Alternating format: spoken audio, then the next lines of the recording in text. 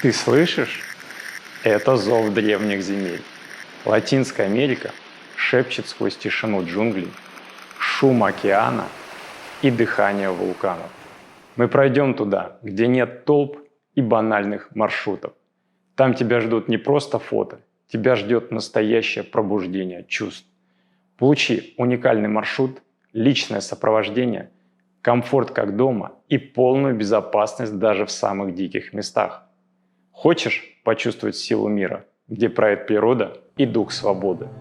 Смотри ссылку в описании и сделай первый шаг туда, где начинается приключение. Ты просто покупаешь дом или квартиру за 100 тысяч долларов, если у тебя есть бюджет за 200 или за 300, и просто-напросто живешь и наслаждаешься жизнью. В Соединенных Штатах это нельзя сделать. Преступности у Венесуэлы всегда была более большая преступность, она сейчас там очень высокая. То есть, если вы приезжаете сюда и думаете, вы найдете здесь работу, это, конечно, будет очень сложно. Тулум тоже очень перспективный город. Вот, ну, допустим, в ближайшие там 5-10 лет, естественно, люди, которые будут инвестировать в Тулуме, они заработают хорошие деньги. Но, естественно, наша медицина намного лучше, это 100%. Вода здесь дешевая, газ дешевый, самое главное, что электричество. Да. Я рекомендую больше обращать внимание на Мексику, потому что Мексика очень свободная страна. Вот, здесь можно просто спокойно жить, наслаждаться климатом, там, фруктами, людьми, они очень гостеприимные. Вот. Естественно, Мексика, она очень большая страна, поэтому эта часть Мексики не является, как говорится, аутентичной, да, вот. Можно поехать в другие там штаты, все. Вот. Но если вам нравится Карибское море, хорошая погода, допустим, да, это, конечно, штат Кintana Roo, безусловно, 100%. Всем привет, это Мексика, и мы встретились с Эдуардом. Сегодня он расскажет, чем он здесь занимается. Поехали.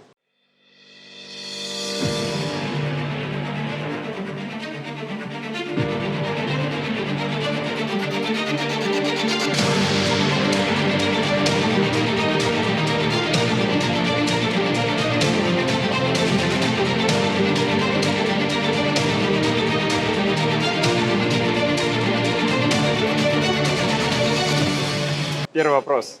Почему именно Мексика? Ну, у меня длинная история. Я выехал в 90-х годах из России. Я приехал, так получилось, что в Венесуэлу. Жил там достаточно много лет, потом ситуация испортилась. У меня просто были знакомые, которые работали в отельном бизнесе.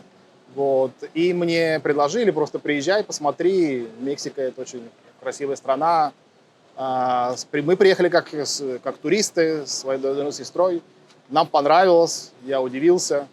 Вот, какая красивая страна, какие доброжелательные люди. И потом по работе, естественно, мне пришлось переехать сюда, в Мексику. Окей, у тебя такая история, тогда расскажи нам. А что ты делал в Венесуэле, как ты вообще там оказался? Ну, тогда, в 90-х годах, все куда-то хотели уезжать из-за кризиса, который у нас был. Вы знаете, вот, и так получилось, что моя семья уехала в Венесуэлу. Вся семья. Эмигрировал. Ну, мама, брат и бабушка. И двоюродная сестра. И то есть в Венесуэле ты легализовался, получается? Да, я легализовался в Венесуэле, оформили мы документы, я начал жить, работать.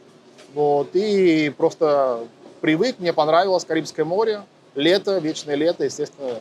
Это сколько лет ты прожил в Венесуэле? Я прожил около где-то 15 лет. 15 лет. То есть ты гражданин Венесуэлы на сегодняшний день? Да, у меня венесуэльское гражданство. И дают какие-то возможности венесуэльское гражданство? Раньше это было очень престижно. Давали визы в Соединенных Штатах на 10 лет без проблем. Ты мог въезжать спокойно в Испанию, ну, в Европу. Вот. Сейчас, конечно, это очень... Иметь венесуэльский паспорт, это, конечно, проблематично. И если сравнивать с Мексикой, в которой мы сейчас находимся, скажи нам, пожалуйста, плюсы и минусы между Венесуэлой и Мексикой, которые ты ощутил. Ну, слушайте, это две разные страны. К сожалению, Венесуэла очень испортилась политически и экономически. Вот. Мексика... Когда я приехал сюда в Мексику, увидел, что здесь инфляция где-то была 4% годовых, а когда в Венесуэле был там 30 или больше, я просто-напросто удивился. Я сказал, я хочу жить в этой стране. И так получилось, что я сюда переехал, и, конечно, сейчас это две разные страны, даже нельзя сравнивать их. Ну а с преступностью, если сравнить, где выше, С преступностью в Венесуэле всегда была более большая преступность, она сейчас там очень высокая, поэтому Мексика В принципе, это очень надежная страна. Естественно, это нужно знать, где быть, с кем общаться. А так, в принципе, я бы не сказал, что какая-то здесь большая преступность. Ну, в этой части Мексики, по крайней мере, на юге. Ты чувствуешь зов перемен? Где-то там, за горизонтом, начинается твоя новая жизнь. В каком уголке Латинской Америки ты найдешь себя? Наш канал – это проводник в неизведанное. Истории русскоязычных переселенцев, секреты жизни за границей и то, что не расскажут в глянцевых блогах. Подпишись, спроси, исследуй. И помни, твой новый дом может быть ближе, чем ты думаешь. И на сегодняшний день ты чем занимаешься в Мексике? Я сейчас лицензированный риэлтор, я работаю уже больше 3 года как риэлтор. Сдаешь или продаешь? Нет, занимаюсь только продажами. Ну, если кто-то мне попросит какую-то аренду, я могу оформить, да. И за сколько сегодня можно купить недвижимость с точки зрения инвестиций? Ну, смотрите, есть разные типы инвестиций. Естественно, что базовая инвестиция, просто люди, которые приезжают сюда, хотят просто купить какую-то квартиру или дом, можно купить за $100 000, допустим, да, небольшую квартиру в спальном районе, вот, либо небольшой дом можно купить. Естественно, если мы говорим о других видах инвестиций, сзади нас мы можем увидеть апартаменты там, по $1 миллион и выше, поэтому есть разный ранг инвестиций. И сколько на это можно заработать в год? Смотрите, ну, естественно, если человек хочет заработать на инвестициях, естественно, ему нужно зайти в новостройках. Вот, естественно, новостройки есть разные, в принципе, начинаются где-то от $150 000 и выше. Вот, приблизительно повышение стоимости недвижимости в новостройках где-то идет около 20% в год, стабильно. Ну, плюс, если ты не живешь в Мексике, то нужно человек, который будет это все вести и обслуживать. Смотрите, любой человек может купить недвижимость в новостройке на дистанции без проблем.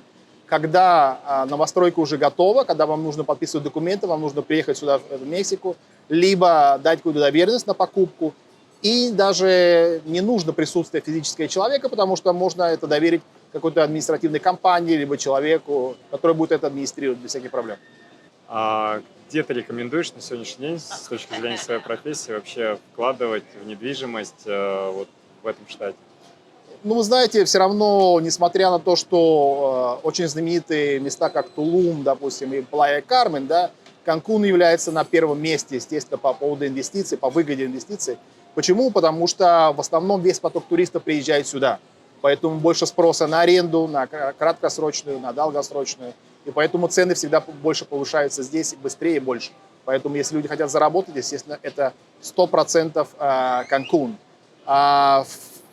Если мы говорим о Тулуме, Тулум тоже очень перспективный город. Вот, ну, допустим, в ближайшие там, 5-10 лет, естественно, люди, которые будут инвестировать в Тулуме, они заработают хорошие деньги. Но в данный момент, допустим, слишком много предложений по поводу квартир в Тулуме. Вот, естественно, цены понижаются. Вот, но, естественно, что на перспективу Тулум в течение 10-15 лет увеличится население более 10 раз. То есть сейчас Тулум где-то 40 000 человек живут, да, вот, он вырастет до 400 000 человек. И, естественно, этим людям нужно где-то будет жить, безусловно, это 100%.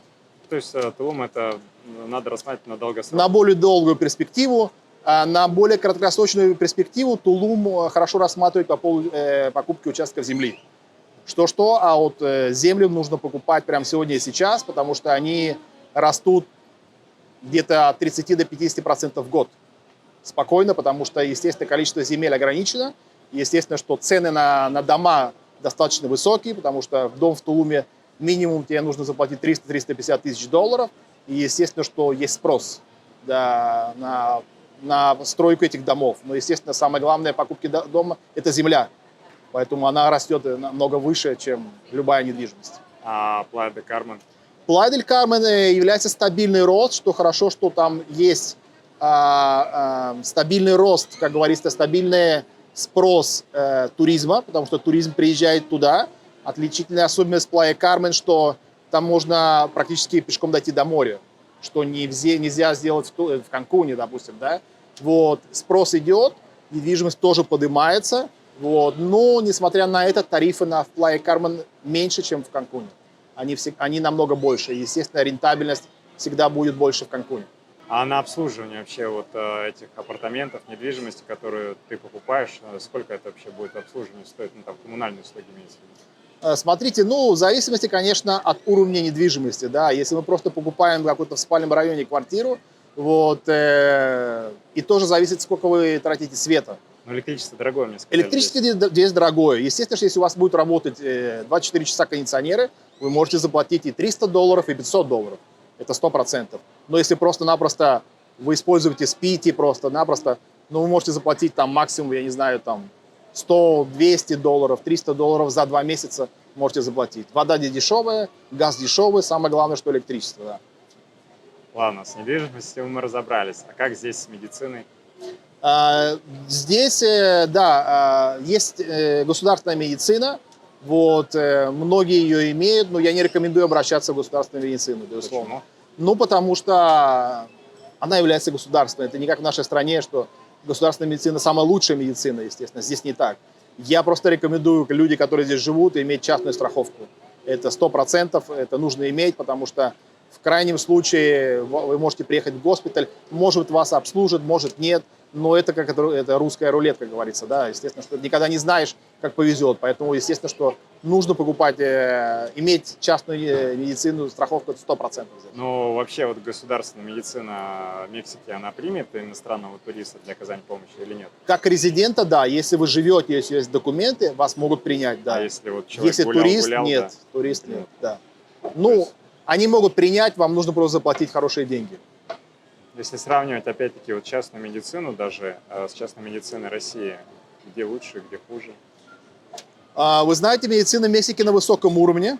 Вот. Естественно, нельзя сравнить с медициной в России, это 100%. Вот. Но несмотря на это, многие канадцы и американцы приезжают сюда лечиться, те же самые зубы, просто-напросто любые там операции. Это намного больше, это достаточно хорошие специалисты, вот. Можно на них надеяться. Вот. И, ну, естественно, наша медицина намного лучше, это 100%. И дешевле. И дешевле. Вы за границей, все незнакомо, все чужое, и вдруг здоровье под угрозой. Что делать? Вас не оставят одних. Росмедицина как тень, что всегда рядом. Мы организуем срочную госпитализацию, эвакуацию, даже роды за границей. И все это в лучших клиниках Латинской Америки и России. Включите Росмедицина в страховку и получите доступ к лечению без доплат. Медицинский самолет, скорая помощь в аэропорту, врачи мирового уровня. Вы не просто пациент, вы под защитой Росмедицина. Когда здоровье – дело жизни. Но с точки зрения проживания и самой жизни, Мексика дороже России будет? Да, конечно, безусловно. Безусловно. Где-то, я не знаю, может быть, там, можно сказать, даже в 2 раза, может быть, даже. Это 100%. Но чем все-таки Мексика привлекает тогда русскоговорящих, что они сюда переезжают жить? Ну, вы знаете, чем? Естественно, это климат. Это вечное лето. Это жить рядом с Карибами, естественно, это очень приятно. Потому что я вот свое детство помню, да, когда мне родители отвезли на море, были впечатления у меня, когда я был ребенком на море, представляете? То, естественно, когда дети живут вот в таком климате, рядом с морем, естественно, это очень большой плюс. А откуда привезли? То есть откуда родом? Из Волгограда, Волгоград. Да, естественно. Классно. И на сегодняшний день, сколько лет ты уже здесь живешь, какие перспективы ты для себя видишь здесь, в Мексике? Ну, я живу уже 11 лет, вот, я не собираюсь никуда уезжать. Раньше у меня была мечта уехать в Соединенные Штаты и Канаду. Вот, и слава богу, я туда не уехал. Я очень рад. А то смотришь, сейчас оттуда все возвращаются в Мексику, да? Ну да, сейчас возвращаются в Мексику или куда-то в другие страны, да. Я думаю, что США и Канада хорошие страны, когда ты молодой, когда ты можешь там работать на 3 работах. Вот, когда, естественно, там у тебя приходит возраст там 40, там 50 лет, уже не хочешь никого работать, и, естественно, я просто доволен здесь. И какой еще плюс? Естественно, что здесь, если ты хочешь купить недвижимость, тебе не нужно платить $500 000, не $1 000 000, и ее выплачивать всю жизнь.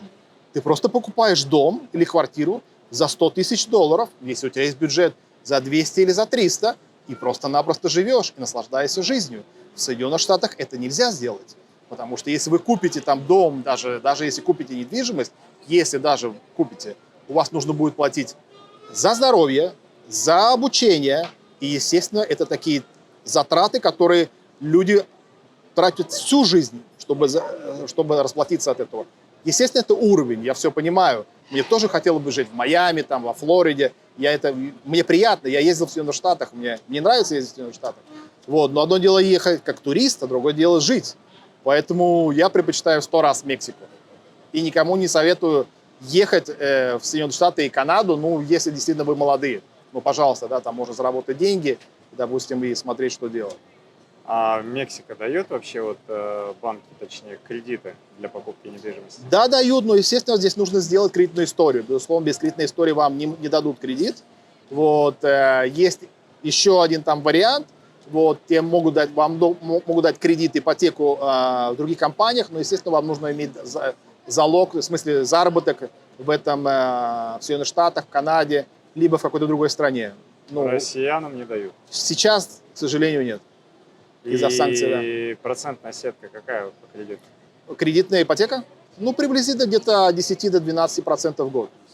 Это в местной валюте, песо. Да, в песос. Где я сейчас? С кем встречаюсь? Что замышляю? Ты хочешь знать больше, чем открыто? Тогда тебе в наш телеграм-канал Кажан17. Здесь не просто ответы. Здесь подсказки, намеки и секреты. Следи и спрашивай. Следующая съемка уже близко. И, может быть, именно твой вопрос попадет в эфир. Все нужные ссылки в описании. Тайна зовет. Как много здесь русскоговорящих, и есть ли какие-то комьюнити, где собираются на праздники и так далее? Да, есть, конечно, и в Плае, и в Канкуне.